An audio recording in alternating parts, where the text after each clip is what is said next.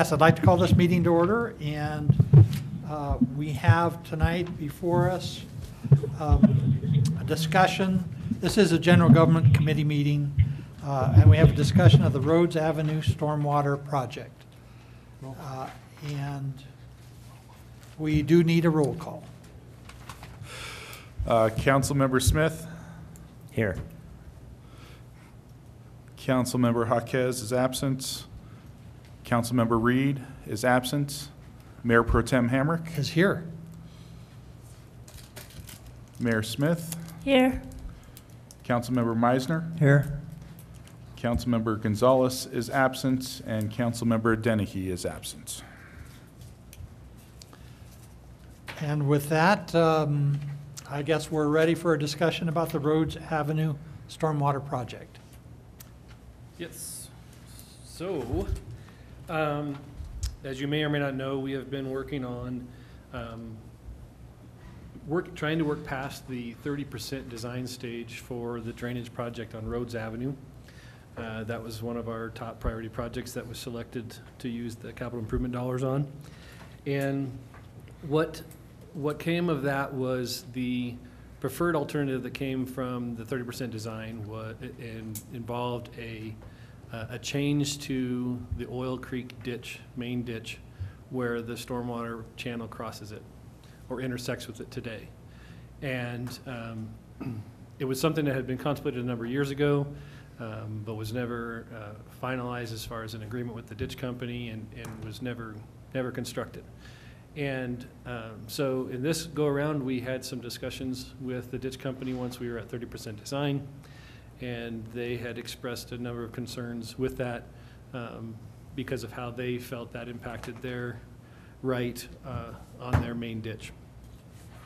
And so there was a meeting held approximately a month ago between a number of city officials, and there were some county officials there, and our design consultant, Atkins. And from that meeting, there was a request for our consultant to look at a number of other options or ideas that were brought up that could solve the drainage problem in this area with less impact, basically something as an alternative to the siphon of the ditch. And so our design team put together a technical memo. They reviewed 6 different options, and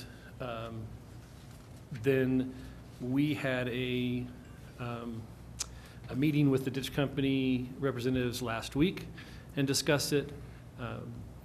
They, again, at that meeting expressed that they had no desire for us to build a structure in which their facility would be in a siphon.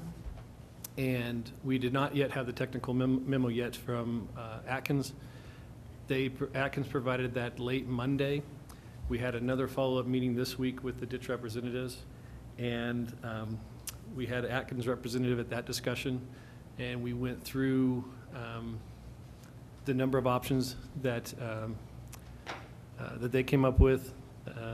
At the conclusion of that meeting, we let me just rewind just a little bit. The meeting that we had, the previous meeting we had at the ditch company, there was the topic of that meeting really was the legal side of things and liabilities involved for both parties.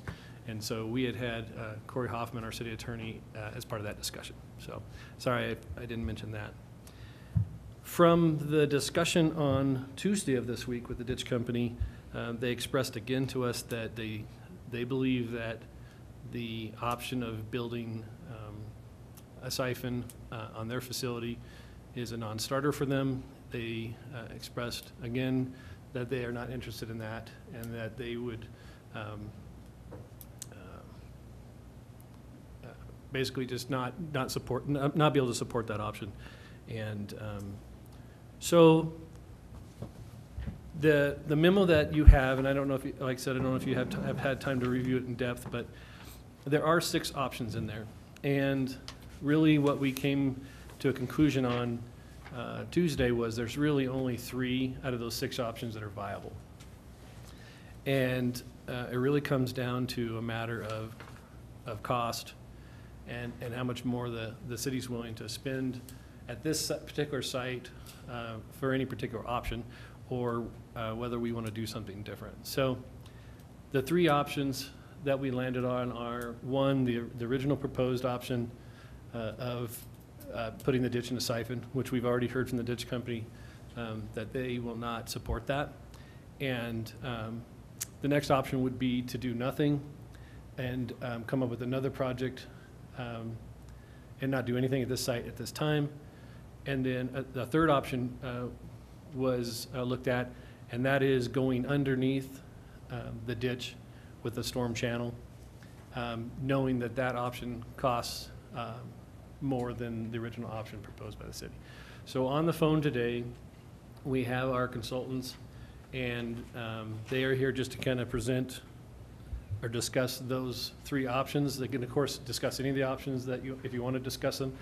And then I think they have a few exhibits for you to look at. I know that Mr. Hamrick asked for some additional information, and I believe they have that ready.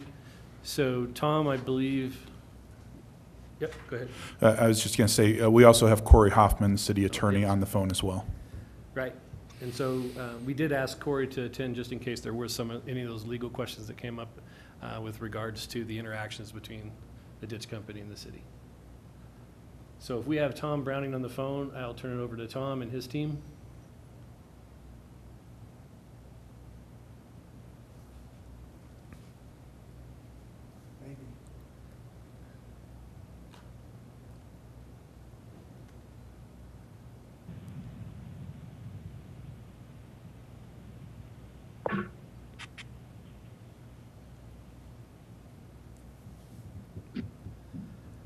And if Tom doesn't seem to be on, we can see if James.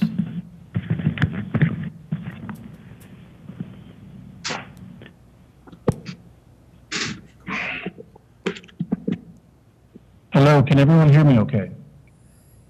Yeah, is that you, Yes. James? Yeah, this is Tom Browning. I'm trying to figure out if I'm muted or unmuted at this time. We can hear you now. You're unmuted. Okay, sorry about the difficulty there. Thank you, Adam, and thank you, members of the council, for your time this evening. And Adam did a great job, setting up the conversation. And he's absolutely right that we've had a number of important meetings along the way to understand the viewpoints and concerns of the ditch company. I think they've done a really good job of making sure that we know where they are coming from. And we're also trying to find a good solution to solve a known drainage problem in the city. And so we were asked to look at a number of options. And for those who had followed along in the memo, there were 6, as Adam pointed out. Option 1 and 2, we didn't spend a whole lot of time on because they just didn't seem to pan out very quickly of being viable. And then option 3 actually has the sub-options of A, B, and C. The one we'd like to focus on tonight is option 3, B as in boy, and that's the Rhodes Avenue stormwater system that would go under the Oil Creek irrigation ditch. And then option 5 is the originally scoped option that we had proceeded to 30% design. And then option 6 is what we call the do-nothing alternative, which is basically don't spend any money on the Rhodes Avenue drainage and regroup and try to figure out where to spend the bond money somewhere else. So really the 3 viable options that Adam pointed out come down to 3B, 5, and 6. And at this point, I'd like to talk a little bit further about 3B and some of the the interesting nuances and differences there compared to where we had started. So 3B is really a gravity system that takes stormwater down what would be a new channel, and there would be a series of 3 new circular culverts under the railroad and East Main that would dump into essentially the existing pathway of the ditch as we know it today along Rhodes Avenue.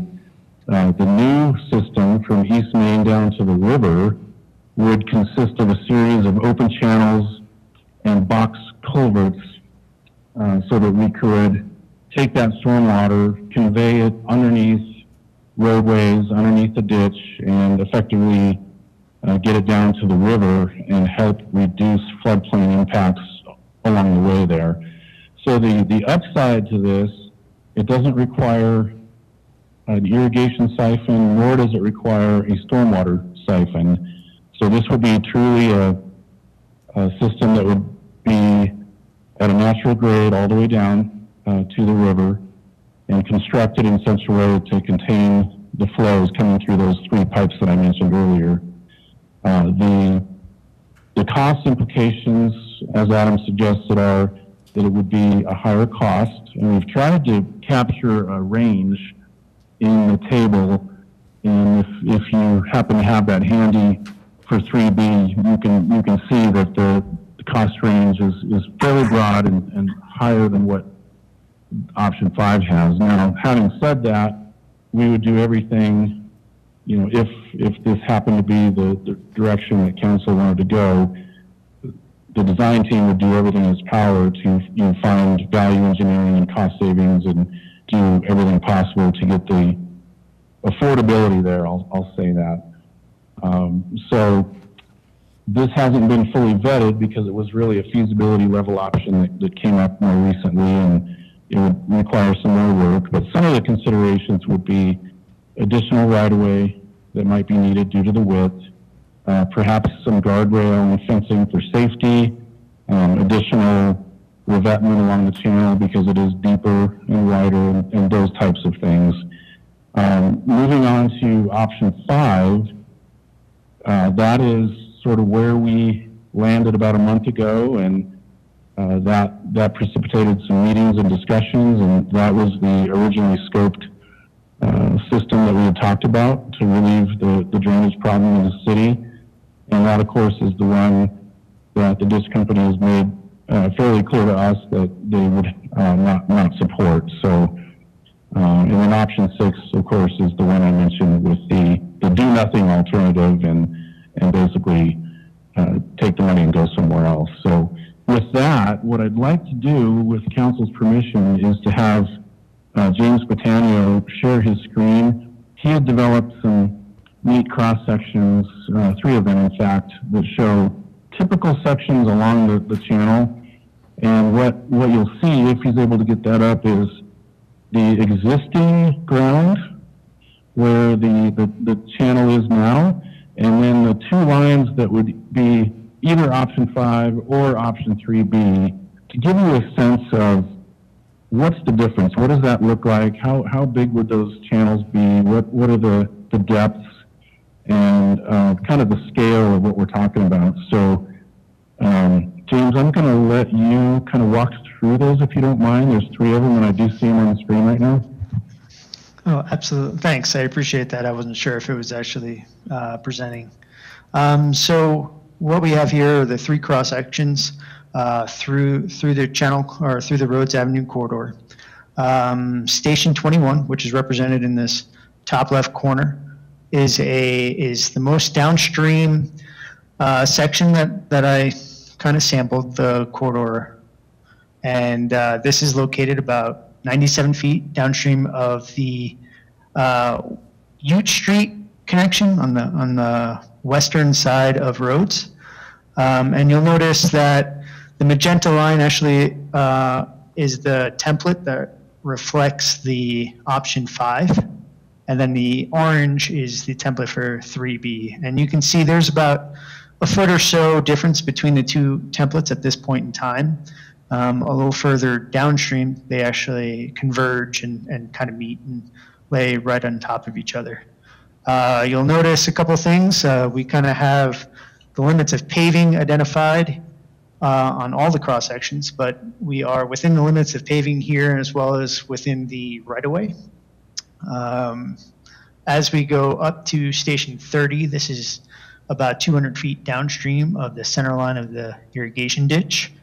You can start to see that the depth of the channel actually gets, we'll say, significantly deeper. It's about 8.2 feet versus 4.4 feet in depth. We do encroach on the right-of-way some, but we do make sure that we stay away from the limits of Road Avenue, the paving limits, that is. And then 3425 is immediately upstream of the concrete box culvert, which is about where that would actually end or begin. In this case, since it's upstream, it would begin at that location. And it's 144 feet upstream of the irrigation ditch. And again, you'll see that the depth is, you know, we're about double the depth of option 5. But at the same time, we do account for getting underneath the irrigation ditch. That's kind of the rough idea of what we have, or the comparison between, I guess, technically all 3 options, just because option 6, we do nothing. So, you know, we kind of represent all those options right there. Thank you, James. So Adam, I think that's all we wanted to go over for now, and I'll turn it back to you, or perhaps see if there's questions, whatever the decorum is for the meeting. Sure, and I'll just jump in real quick. So I'll explain really why this matters. So the discussion here with the different cross sections in depth, the reason that matters is because that is what the cost impact is. So because of the different depth and the things that we have to do for that additional depth is what causes the difference in cost. And also then, before we get further into discussion, I'll let you know on budget. I've talked with Tom Browning about this and Ryan. Because of numerous reasons, because of the cost savings we had on 9th Street for our stormwater project there, because of what we're seeing and what we're hearing in projections for what I'll call pandemic pricing for contractors, that combined with the possibility of doing different bid alternates for the project, I do think, even though 3B is more expensive than option 5, I do think we can figure out a way to do it, if that's where you choose to go, that we can figure out a way to do it within budget. So that's really what we need today, is a direction on whether we want to go back to the ditch company and continue to discuss option 5, or whether we want to go with option 3B, or whether you want us to try to pull back from this project and find something else. That's what we need direction for that, because we feel like if we can get a decision on that this week, the timing is there where we can still be on schedule for getting our money spent before next March.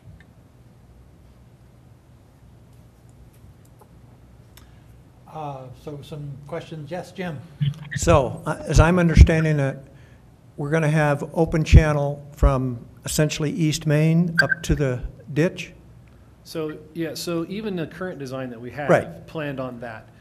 If you go with 3B, one of the bid alternates that we're talking about is that it would be open channel, but a deeper and wider Right. channel, or the extra dollars would go towards extending the box culvert so that it could be, portions of it could be entirely buried, so we wouldn't have a deep channel. Because of the deeper channel, you end up having to have some other safety measures like guardrail and fencing and those sorts of things. So what the final design looks like, we're not sure yet, but for comparison's sake, you know, they looked at the flows and those sorts of things kind of in either option. But the capacity, of course, would go down a little bit for the 3B option. So right now with the open channel, so equal box culverts, open channel for both options. Because of the deeper channel, 3B actually ends up with some additional capacity. That will go down the more we pipe, but would still be within that comparison, I believe, to option 5. Correct me if I'm wrong, James and Tom. No, I think you're right on track there, Adam. So, when I'm reading option B, we're also talking about opening up a second culvert under US 50. So the intent all along has been, there are two culverts, 3 total culverts under the highway, and only 1 is open. And our intention all along was not just to benefit downstream properties from East Main, but to Right. benefit development and existing properties on the north side of the highway. And so to do that, we need to open up all 3 of those culverts. And we knew when those were installed by CDOT back in 2009, the reason they were kept closed is because we knew there was no adequate outlet for them. This project would do that, and so we had every intention with either option to open up all those pipes. But So- So all three will be able to be opened up with this project? All three Right, culverts into Highway 50? so we have a drainage improvement on both the north side of the highway and the south side of the highway. And there's also, if I have my notes correctly, both options also give us a 100-year floodplain reduction for homeowners insurance for those that are south of Highway 50. Right, there will be positive FEMA mapping results from both options. with both. With Five both, and- correct. We anticipate similar if not the same results. And that's what, approximately 25 parcels per, for each Right. option? Correct. So if you're able to get a reduction in bid costs, do you anticipate or do you think there's value in extending that culverting from East Main south? Absolutely, because it reduces future liabilities, so yes. We So would- there's the remote possibility that we could culvert from East Main to the Yes. ditch. Yes, I mean, so that's why I remote. was talking about bid alternates, is so we could be prepared with a unit pricing bid, so that, with pricing all over the place like it is, we could be prepared for either option if it was within budget. And the important part of those alternates too is, please correct me if I'm wrong, but because the 3B has such a deeper channel, it also poses danger if children were to get into the Right. ditch. And so either it needs to be covered, which is probably the more expensive one, or less expensive would be guardrails and fencing, which is not very aesthetic Right, for right. East Main or the There's neighbors. there's a portion of this, as you can see with the cross sections, that where it gets wider, there's going to be some private property impacts that we still have to negotiate with those private property owners. And if it's buried underground, that's going to be an easier negotiation. And you're talking from East Main to the ditch. Yeah, at a minimum, yes. I guess my next question is George still there, or did George leave us?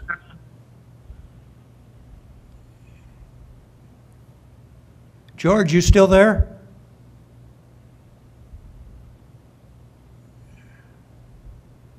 George? Oh, Dolly's here. We should account for that. Oh, yes, Dolly came in. Hi, Dolly. George, can you hear us? George is still there. He's trying to get unmuted. Not yet. See his lips moving. There you go. I think I'm unmuted. You're good. So, George, if we were to move forward with option B, what do you think is the ditch's position? In my humble opinion, option 3B is the most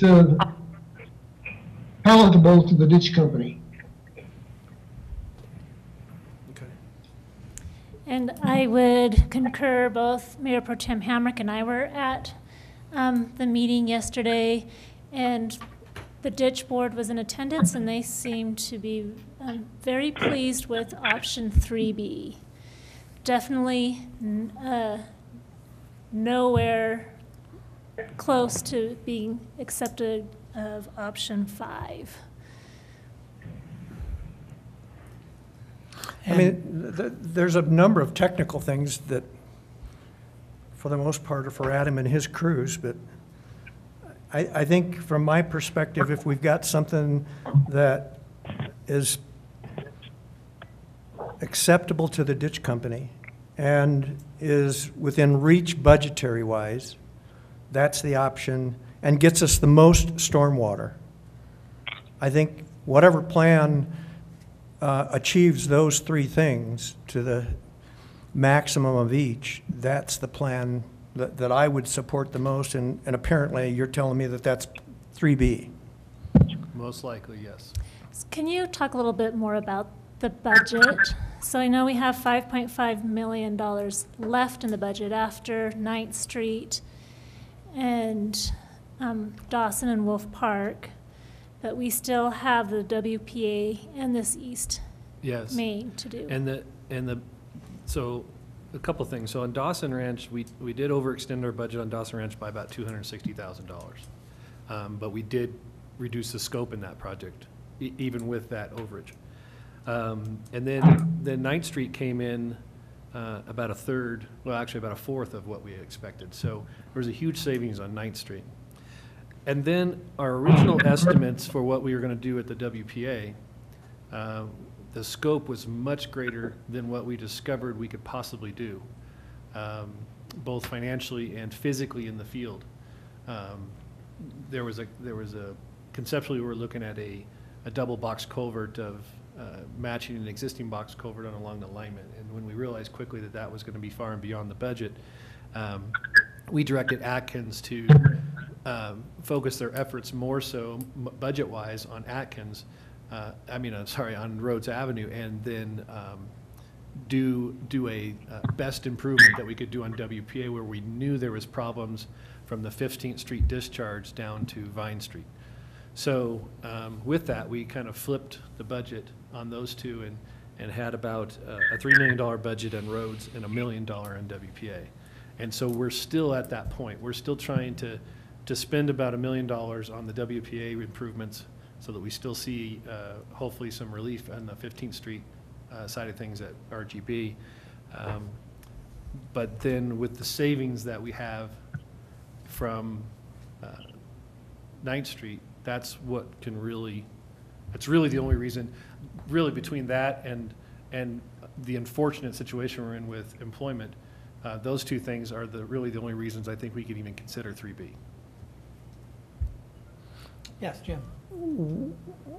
Have you done any anticipation in terms of timeline when you could actually start bidding? So our plan has always been, and Atkins said they can stay on schedule, would be to have it out to bid in October. In October? Yeah. He said by Halloween. Yeah, our intention So, would be to do October everything, 31st. when the least amount of water's flowing, when the ditches are off, that sort of stuff. And the ditch company thought that was good timing for them too. You're talking bid or you're talking work? Out to bid. And then usually, you bid it in October, you'd have a start date in November sometime, would be the goal. And if it's ready earlier, it's ready earlier.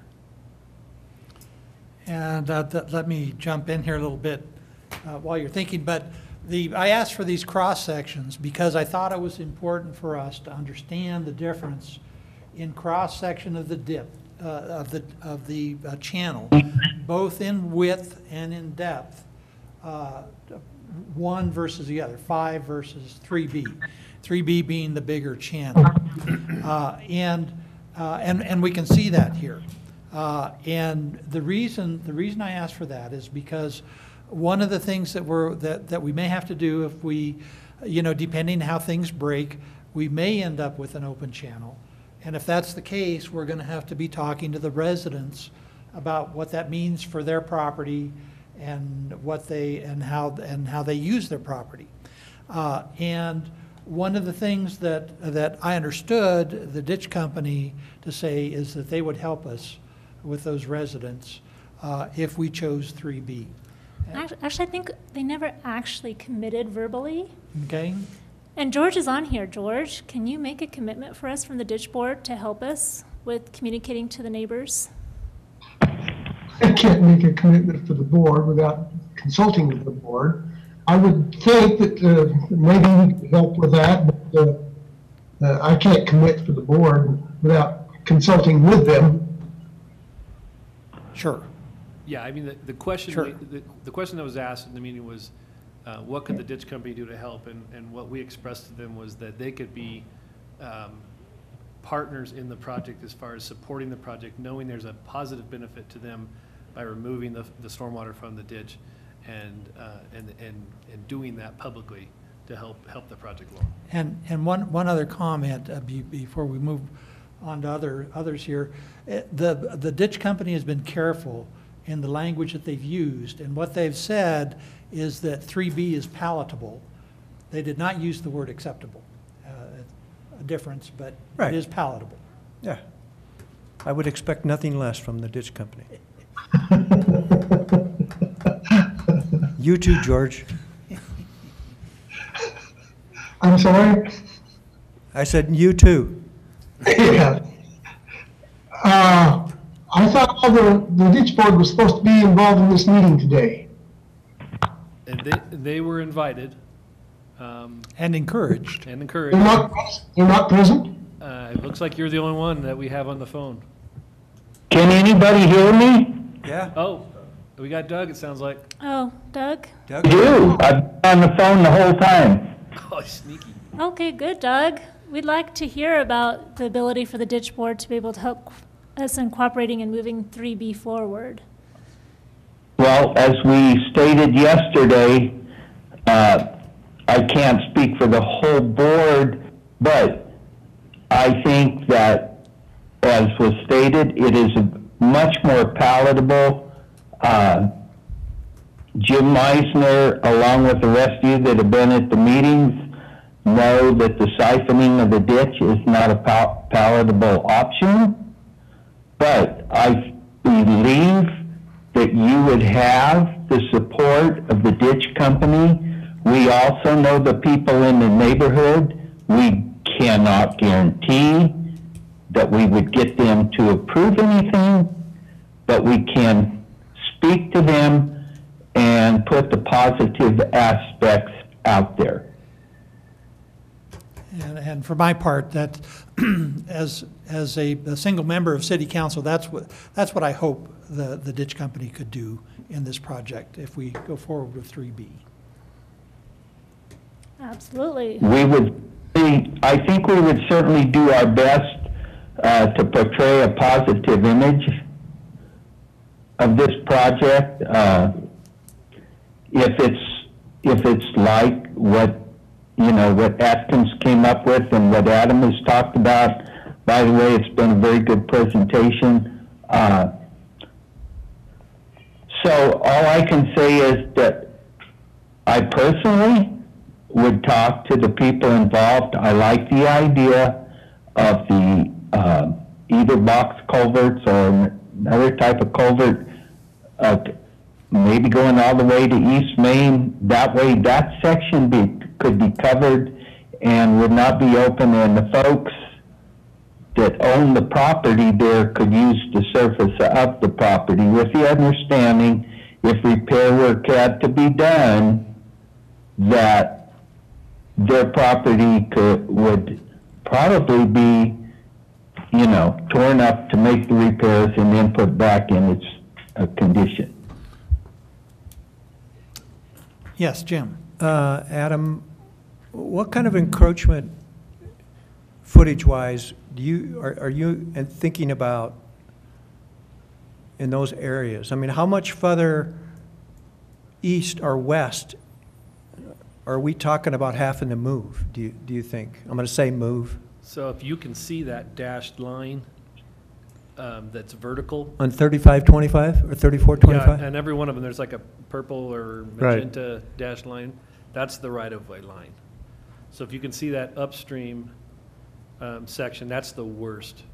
The good news, bad news is that's private property. Good news is it's an open field currently. So that, that may make it a little more palatable to the property owner there, but And that's the worst. And then- 3425 is at the culvert?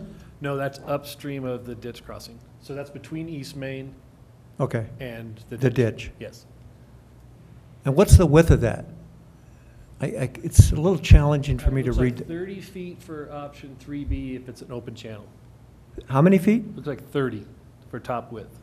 Holy smokes. Yeah. And that's so you can keep, Rhodes Avenue unimpacted as far as the pavement width. Right. Which is fairly narrow now. So, There's- as you can see, we're going to do our best to probably pipe that section. And that center line is the edge of the right-of-way? Yes. Where is that ditch sitting now? It's It would be to the left of that line? I would, yeah, yep, see where that hand's at? Oh. The top of the bank looks like it's on private property, Okay. bottom channel is in the right of way. Yep.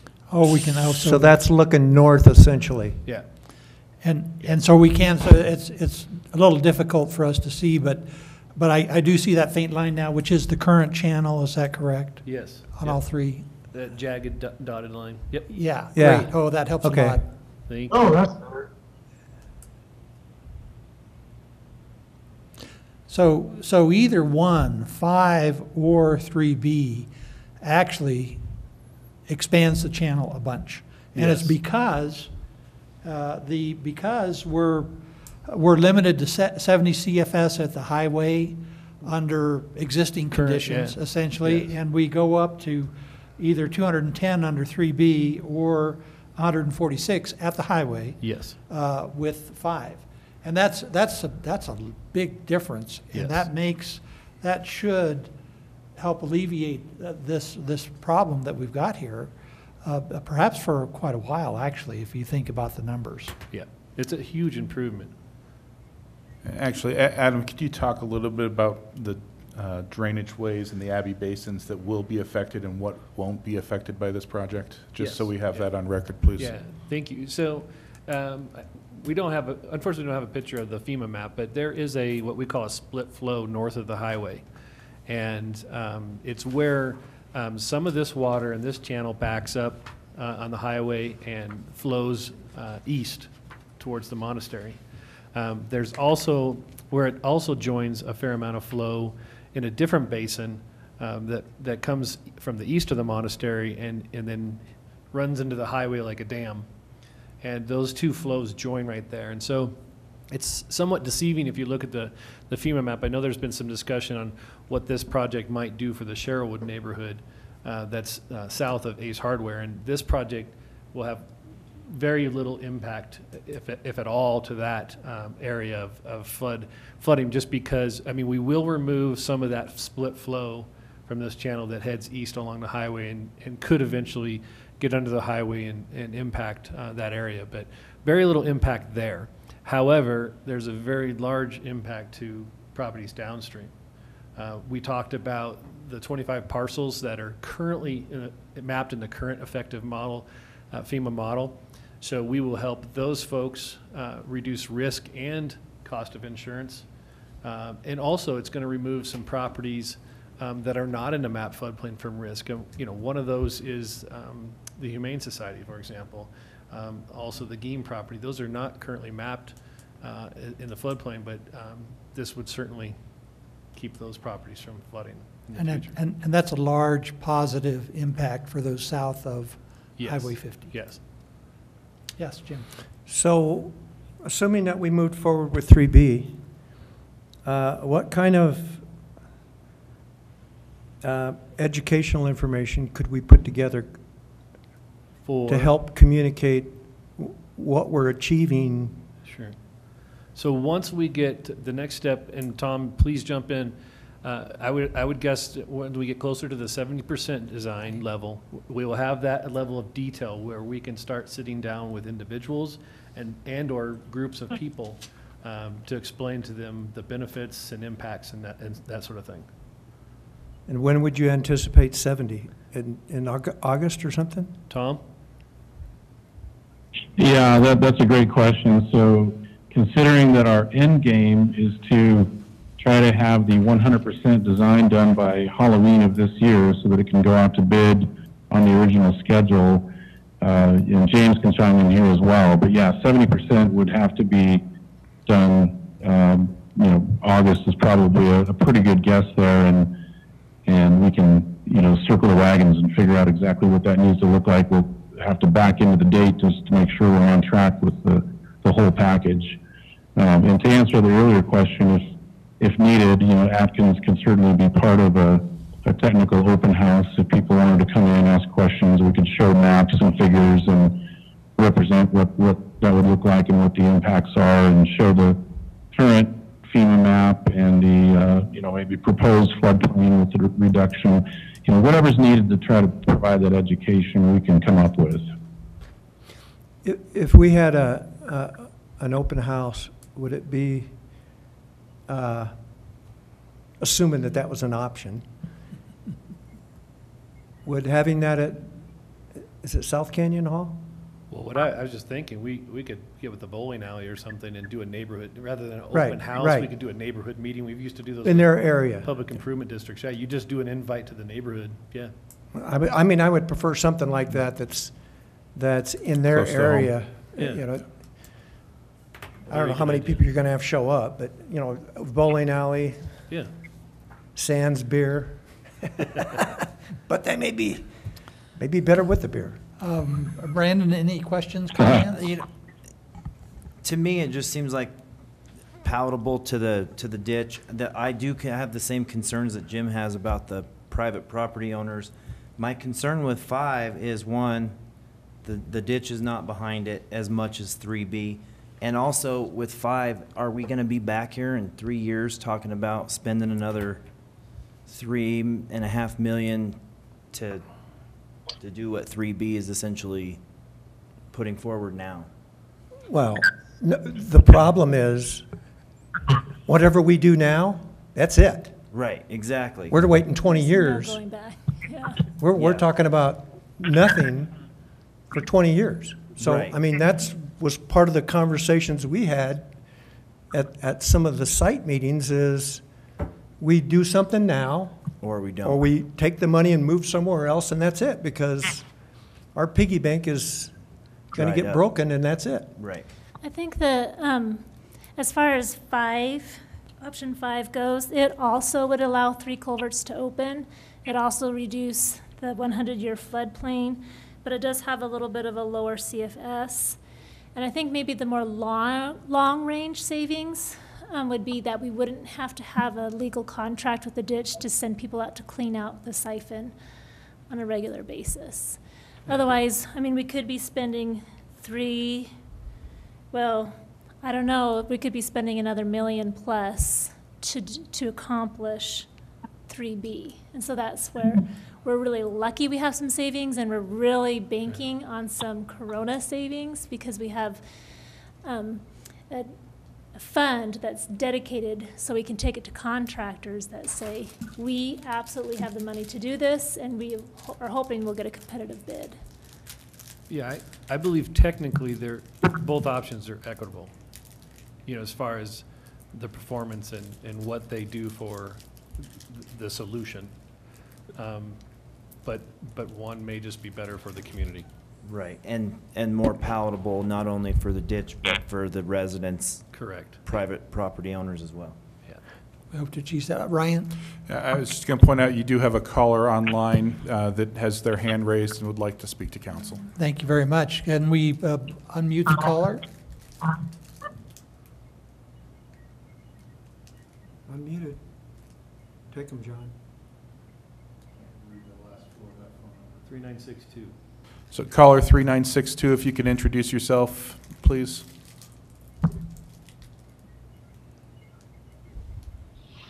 I think that's Doug, isn't it? That's me. Oh, that's Doug, okay. That's Doug. That's George. And I do not have any comment to make at this point. All right. Great. That's So a any of the 3962's point, I've already spoken, and I'm sitting here listening. Just wanted to make Great. sure we got everybody covered. Thank you. Right. That's a Dolly, surprise, Hey. Doug. Dolly, Thank you. would you like to jump in on this, Dolly? Me? Dolly, There she goes. Councilwoman So Gonzalez. I came to the meeting a little bit late, and it's really difficult for me to see these, hold on, for me to see these diagrams. But the way the conversation's going, it sounds like there's some agreement on the 3B, and I'm in favor of anything that this project moving forward. Thank you for that. Yes, Ashley. Mayor Pro Tem Hamrick, I would just like to maybe move the conversation forward and just say that based on years of Stormwater Task Force meetings multiple meetings with the Oil Creek ditch. That's how I got to know Adam. Canyon City Council obtaining the $8 million of independent fund to do stormwater improvements. And on a citizens committee that also met several times to decide what those top priority projects should be, they chose East Main and Rhodes as one of the top 4 priorities because of chronic flooding and serious problems at that junction. And that there is flooding, a liability, and future development, hopefully at the Abbey north of it, that I recommend that we go ahead and move forward with 3B and hope that it comes within our budget. And let's get this stormwater project done. This is one that, since the day I came on city council, was said, it'll never happen. It's too complicated. There's too many people involved. I would be thrilled to be able to say that this city council was able to get it done. And I also need to acknowledge part of that possibility is from the county and their cooperation, and also funding. They're offering $200,000 to go towards this project. So I think things are aligning and it's time to move forward and let's do it. And that is the purpose of the meeting here, to get a sense of council. And we're not taking a vote on this tonight, but we probably will do a thumbs up or thumbs down. Jim? Just in closing, and reiterate what Mayor Ashley has stated, is when you look at, I think for council to not get all 3 of those culverts under the highway open would just be ludicrous. I mean, if we had to walk away from that project knowing that it's almost in our grasp, and that's one of the discussions we had on site, is ultimately we need to try to open all 3 of those culverts.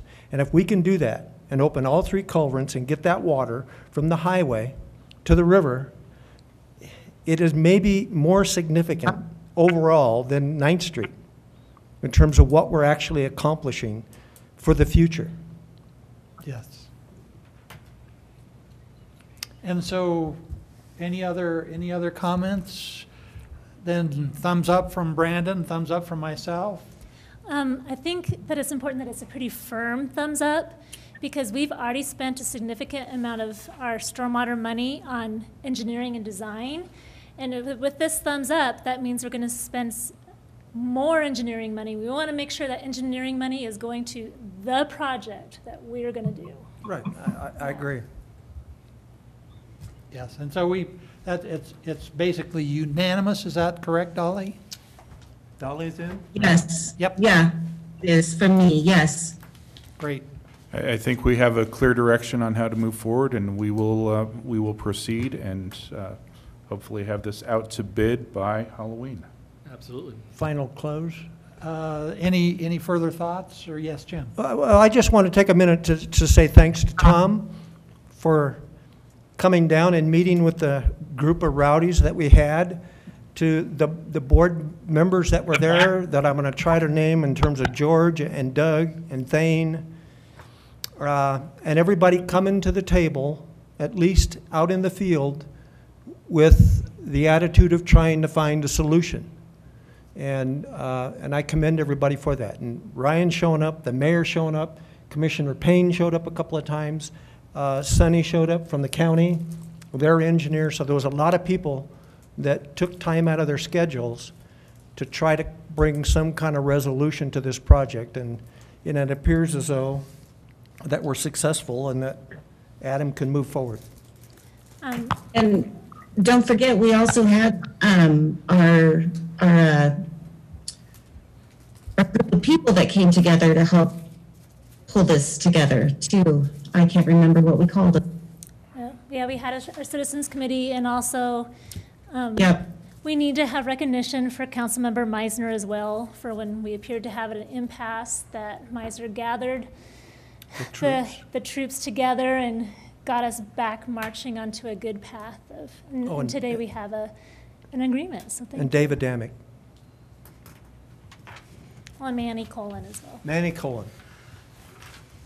And if there's no further business, I believe we're adjourned.